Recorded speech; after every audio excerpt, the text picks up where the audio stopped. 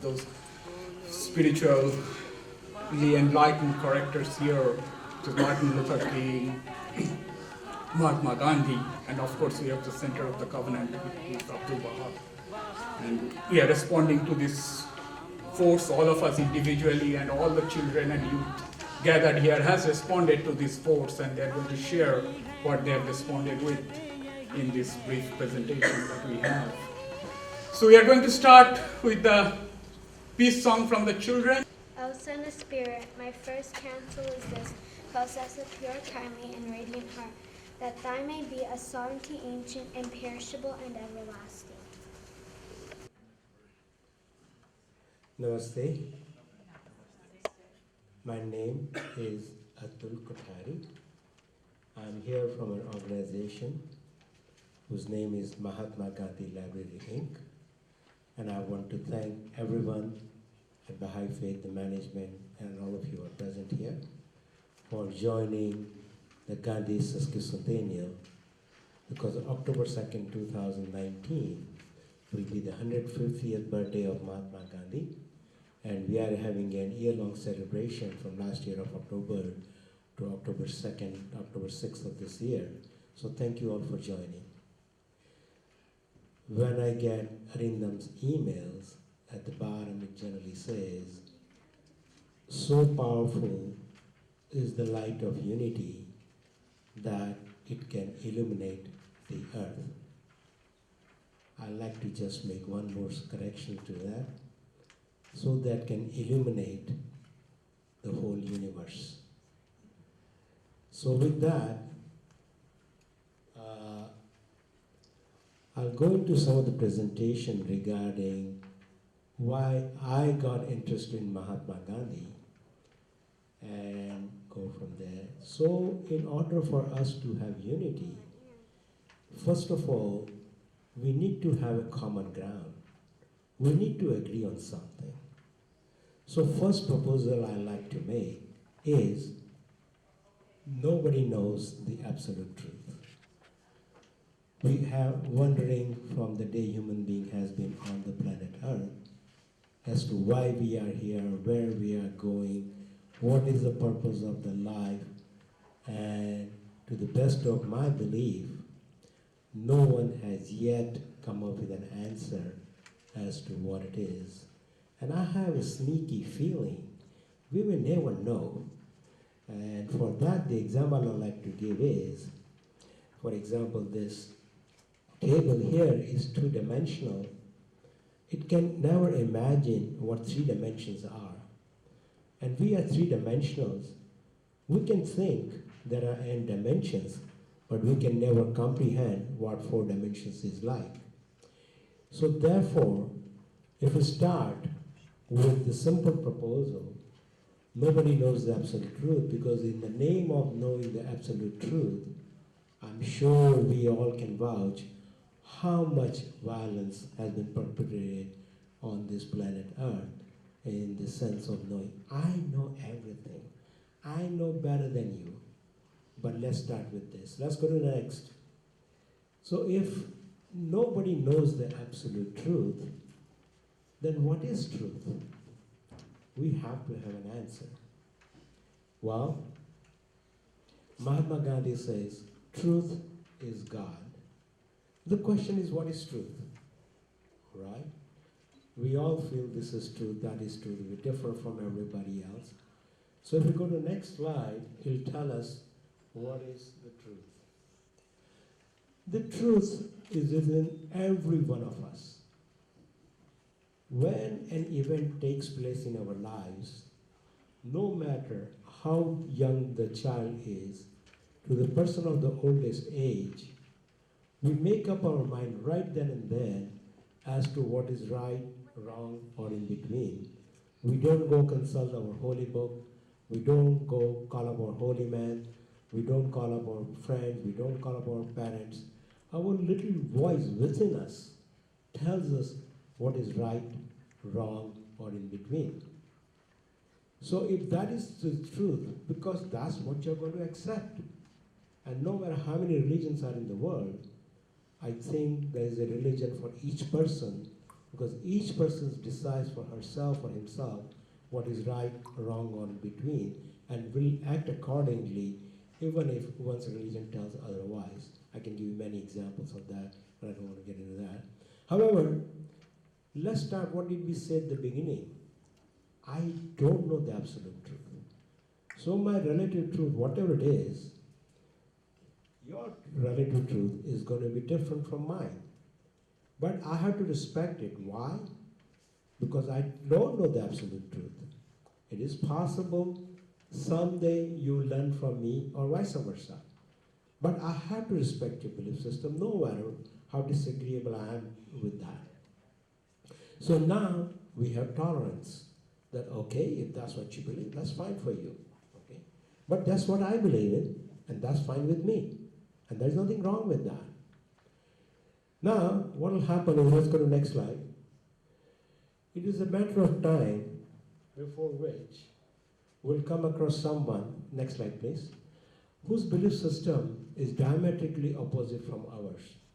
What is called conflicts. I'm sure there are lots of brothers and sisters here, little ones who fight with each other, right? I'm right, you are wrong, and so on and so forth. Well, what if I told you there is a way to settle a conflict without fighting? How many in the audience, especially the children, have heard the name Gandhi before? Oh, great. All right. For those of you who have not heard the name Gandhi, the reason why the world reveres him, one of the reasons besides many, is he demonstrated to the world for the first time that a conflict, no matter how large or small it is, it can be settled non-violently. So now, that's what we're talking about. We have a conflict, right? The question is how to settle it. This is where Gandhi really set me off my feet. According to Gandhi, if I am truly interested in changing your belief system, there is one and only one way, and that is, I must suffer. So I said, wait a minute. I'm wrong. I'm trying to convince you to change you. I must suffer. So at first it doesn't make sense, does it? No. If you have, many of you may not have heard of Salt Satyagraha, but British were ruling India at one time, and there was a law there which taxed common salt. Is there anything you can eat that doesn't have common salt? No. So the poorest of the person had to pay that tax, and Gandhi said, this is immoral, and I will not obey this law. And he conducted a 200-mile march to a salt dome that was owned by the British and raided it.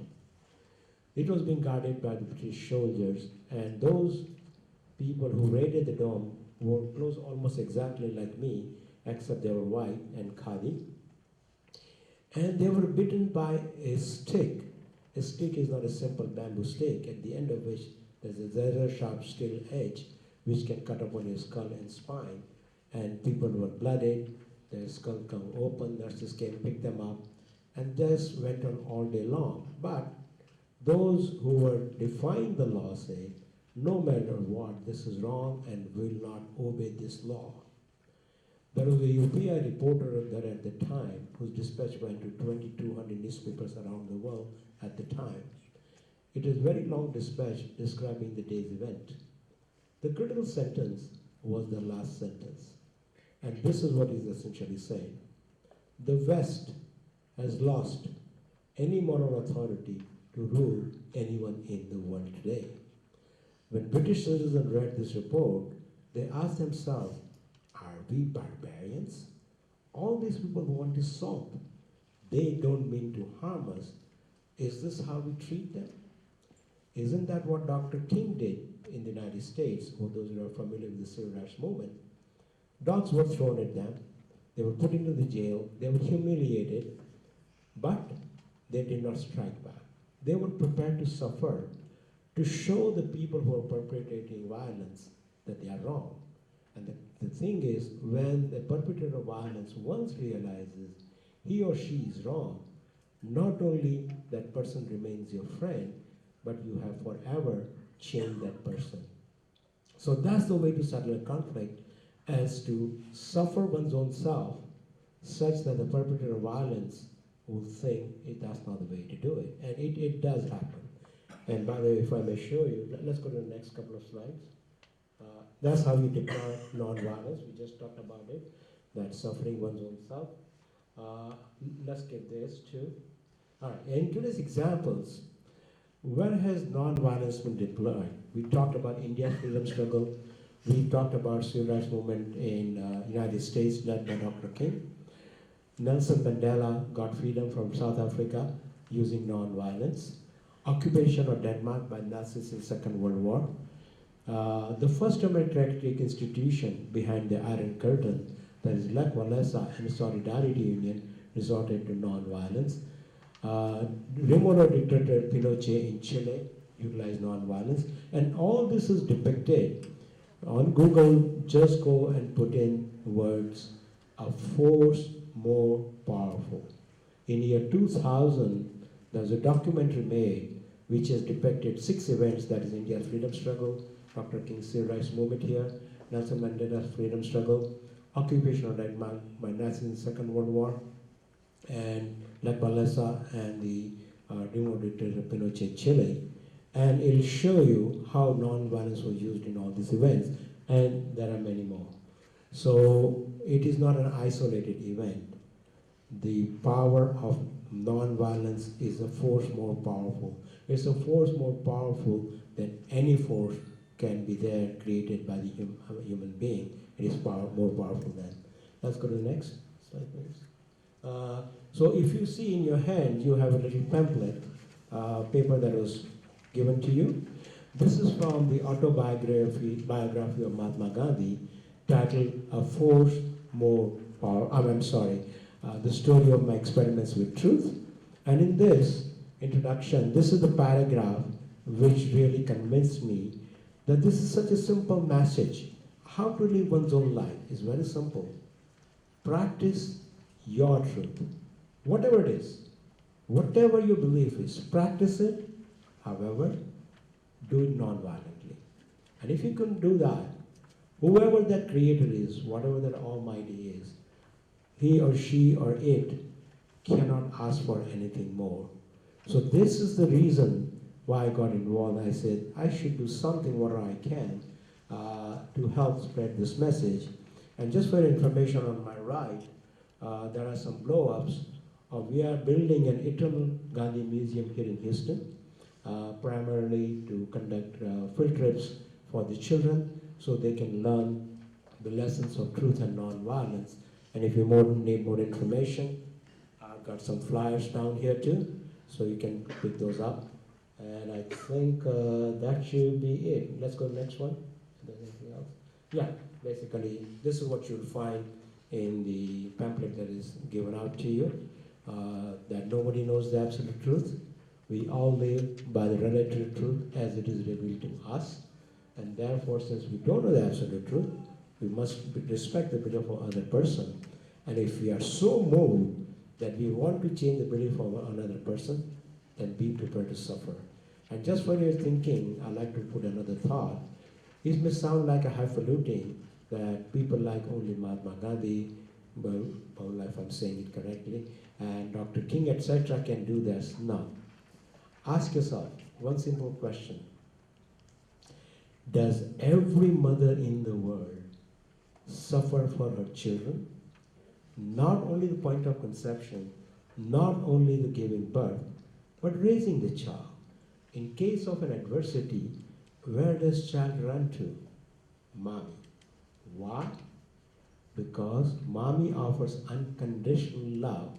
No matter what you have done, child, come to me. Okay? And you'll get nothing else but love from me.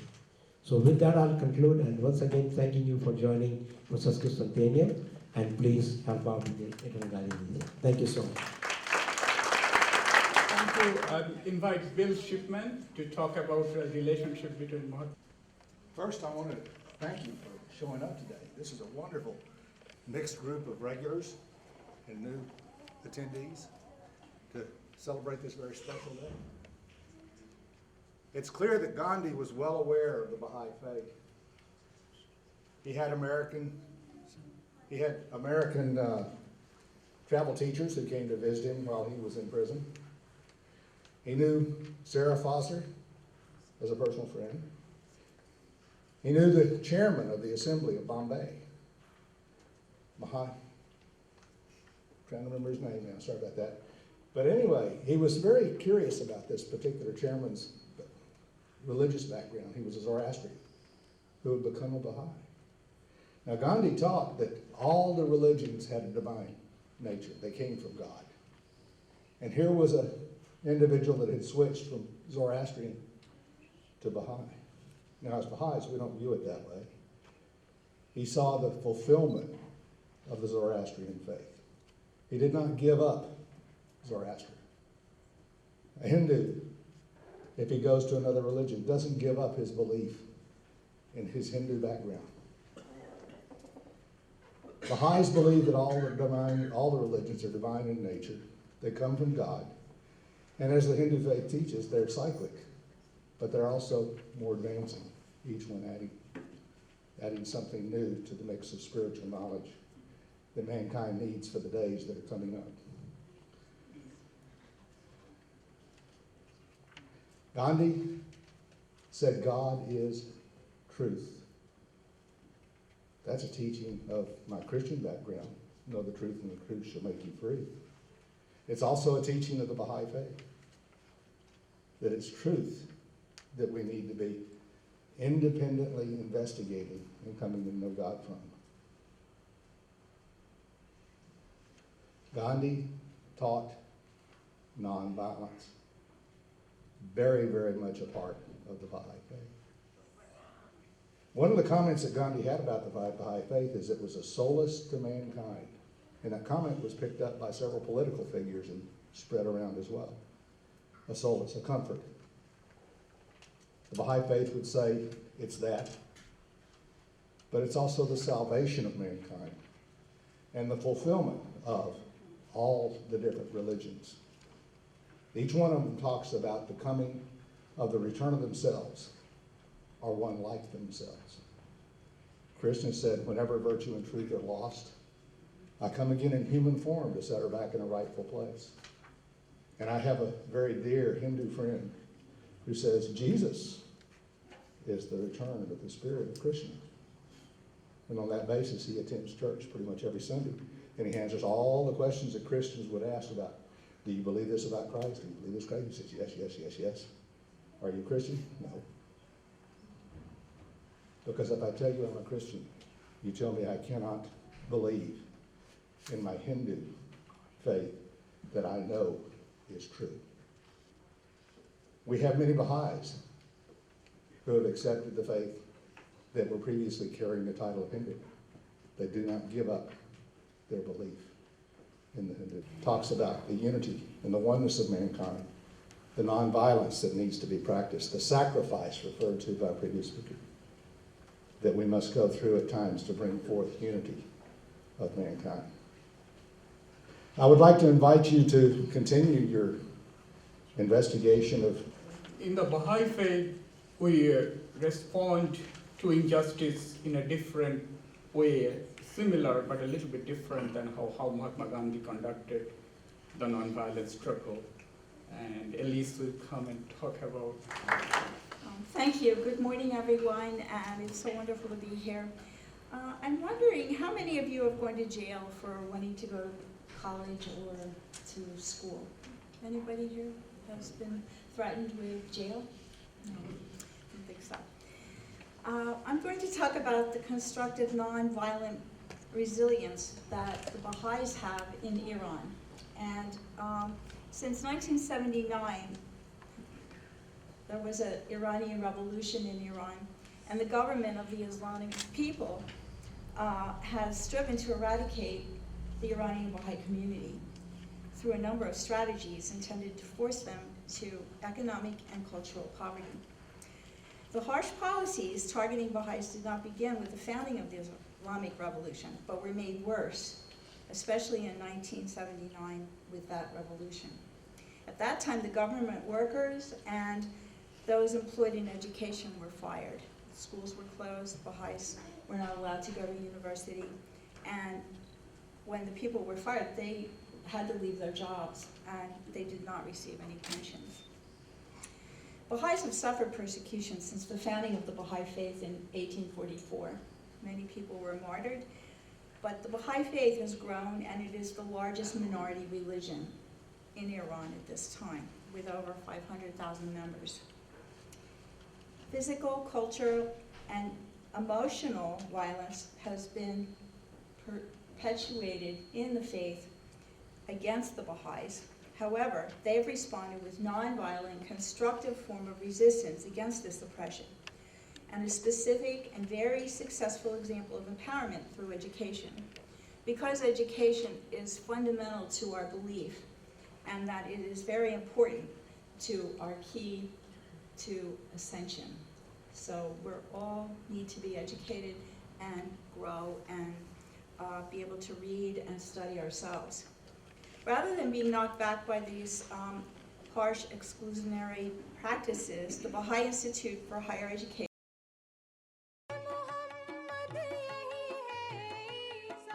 यही है कृष्ण और राम बोलो रे प्यारे Bahaullah का नाम बोलो रे प्यारे बहाउल्लाह का नाम हाँ यही है मोहम्मद यही है ईसा यही है मोहम्मद यही है ईसा यही है कृष्ण और राम बोलो रे